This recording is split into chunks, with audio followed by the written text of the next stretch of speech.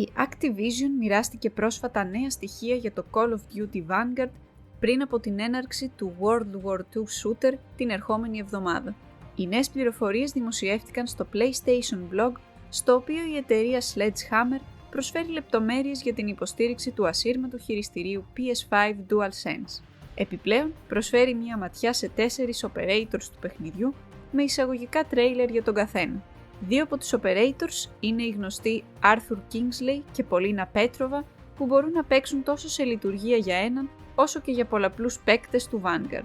Ωστόσο, η Sledgehammer αποκάλυψε και 2 νέους χαρακτήρες αποκλειστικά για πολλαπλούς παίκτες, τον Daniel Take Iatsu και Padmavati Balan, μαζί με λίγα λόγια για το backstory τους. Οι πιο πρακτικές πληροφορίες σχετικά με το παιχνίδι παρέχονται σε μια δεύτερη ανάρτηση της Sledgehammer στο PlayStation Blog, η οποία περιγράφει πώς το Call of Duty Vanguard θα κάνει χρήση της απτικής ανάδρασης και των προσαρμοστικών ενεργειών του ασύρματου ελεγκτή PlayStation 5 DualSense. Στόχος της εταιρείας είναι όταν χρησιμοποιείται το DualSense να προσομοιώνει το βάρος του σκανδάλης των όπλων στον πραγματικό κόσμο. Για το σκοπό αυτό υπάρχουν πολλά στάδια για κάθε τράβηγμα σκανδάλη στο Vanguard, όπως το Take-Up, που είναι η απόσταση που διανύει μια σκανδάλη μόλις αρχίσει να την πατάει ο παίκτης, το Break, που είναι το σημείο στο οποίο εκτοξεύεται μια βολή όταν ασκηθεί σωστή πίεση, το Over-Travel, που είναι το πόσο μακριά τραβιέται η σκανδάλη μετά το σημείο εκτόξευσης της βολής, και τέλος υπάρχει το Trigger Reset, το οποίο σταματά την αυτόματη πυροδότηση και επαναφέρει τη σκανδάλη. Όπως εξηγεί η Sledgehammer, στο στάδιο Break οι προσαρμοστικές σκανδάλες του ελεγκτή DualSense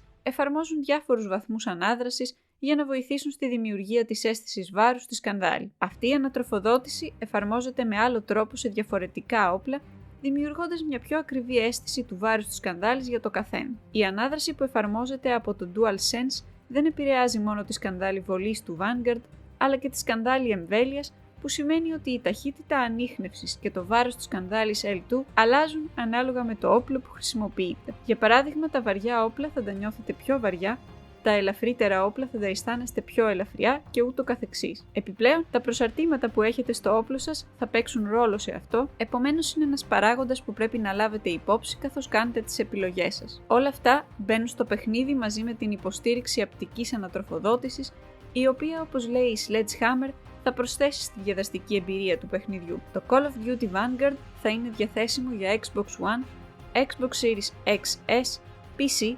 PlayStation 4 και PlayStation 5 την επόμενη Παρασκευή στις 5 Νοεμβρίου.